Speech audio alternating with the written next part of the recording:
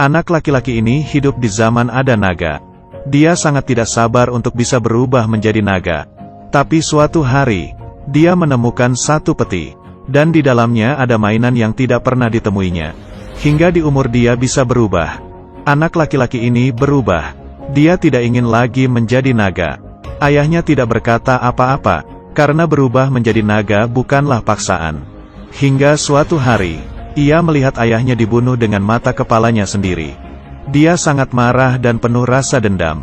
Dengan satu lompatan, dia berubah menjadi naga. Semua ingatan para naga pun masuk ke dalam ingatannya. Ternyata kelompok naga hanya ada yang jantan, tidak ada yang betina.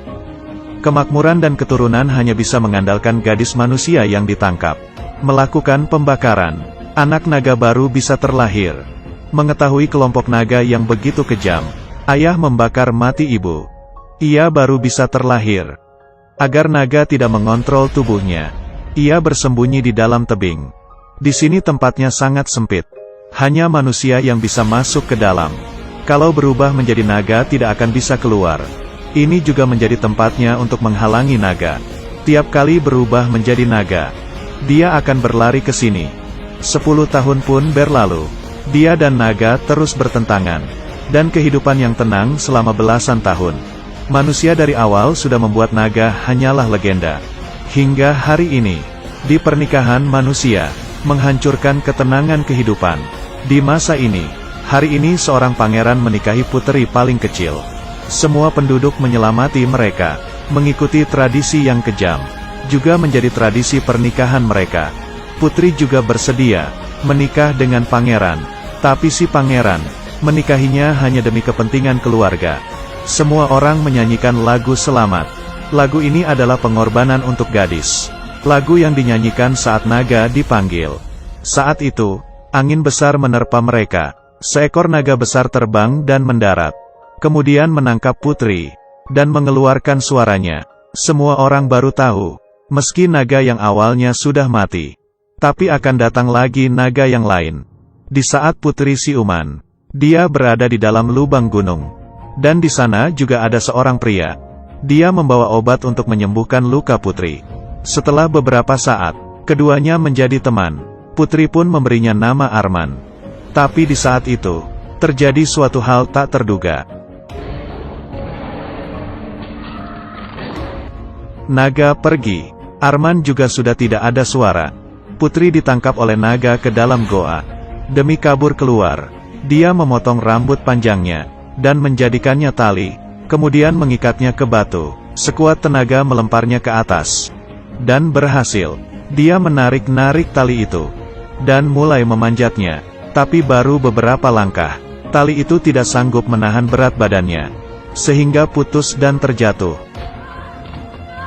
Putri menangis dengan keras, mengambil batu dan melemparnya ke dinding.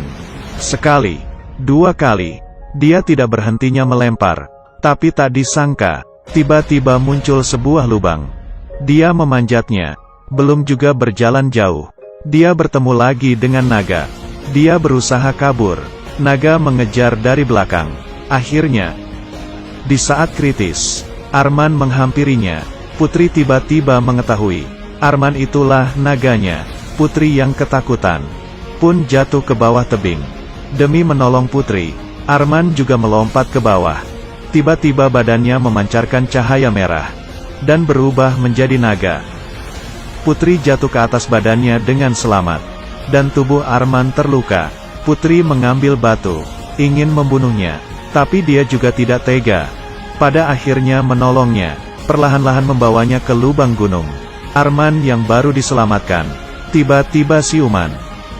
Dan tatapannya berubah lagi menjadi naga.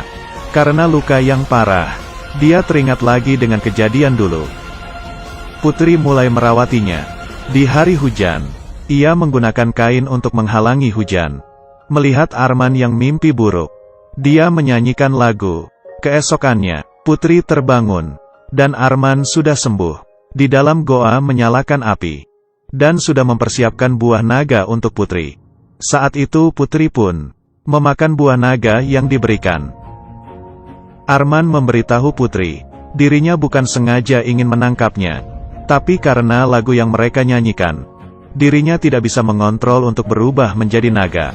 Sehingga baru menangkapnya kemari. Arman sekarang juga tidak bisa untuk mengantarnya pulang. Karena hanya dengan menyentuh putri, naga di dalam tubuhnya akan terbangun.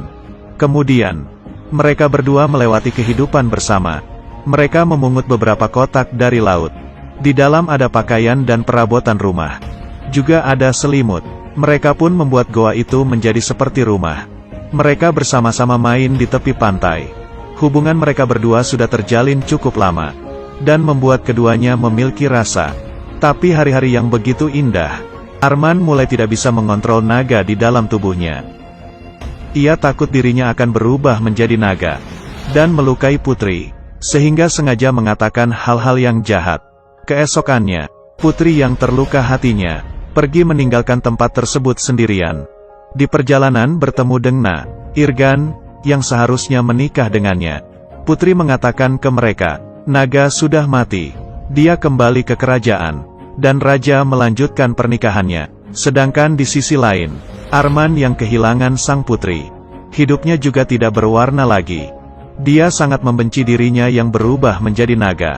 Dia ingin mengakhiri hidupnya, dan berjalan ke tepi tebing dan melompat. Putri memakai ulang baju pernikahannya, dan sekali lagi baring di atas kapal. Kali ini tidak ada orang yang menyanyikan lagu.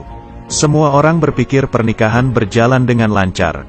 Tapi putri sama sekali tidak bahagia. Dia mengetahui yang dia cintai. Putri tiba-tiba duduk. Dia tidak bisa membohongi dirinya sendiri. Dia sudah jatuh cinta dengan naga. Di depan Irgan, putri menurunkan mahkota di kepalanya. Мира, что ты делаешь? Я тебя не люблю. Что? Я не люблю тебя! Я люблю дракона! Semua orang pun emosi. Irgan yang marah karena pernikahan gagal itu langsung menarik tali.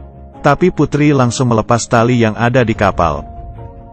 Dan perlahan-lahan berdiri, bernyanyi dengan keras lagu, untuk menyambut naga. Tapi setelah nyanyian itu selesai, naga tetap tidak muncul. Saat itu putri sangat sedih. Dia mengira Arman tidak mencintainya. Tapi di saat itu, naga terbang dan mendarat. Dia datang. Putri inisiatif membukakan tangannya, dan dibawa pergi oleh naga. Так вот, что решило твое сердце. Naga melempar putri ke bawah. Dengan melihat seperti ingin dibakar mati, dia tiba-tiba memeluk naga, dan menyiumnya. Naga yang penuh kejam, pun dibuat kaget. Putri mengatakan, tidak peduli kamu adalah naga atau manusia. Dia tetap mencintainya. Mendengar perkataan sang putri, naga pun terharu. Dia mulai tenang, dan mengarahkan kepalanya ke dalam pelukan putri. Sang naga akhirnya tertolong. Dia mendapatkan cinta sejati dari putri. Beberapa tahun kemudian, mereka melahirkan seorang anak perempuan yang imut. Mereka memecahkan sejarah ribuan tahun. Cara yang sangat kejam. Sejak itu, naga dan putri melewati kehidupan yang bahagia. Ternyata, cerita di dalam dongeng semuanya adalah bohong. Putri tidak jatuh cinta kepada pangeran, tapi jatuh cinta kepada naga. Aku adalah Yun Sang. Ketemu lagi.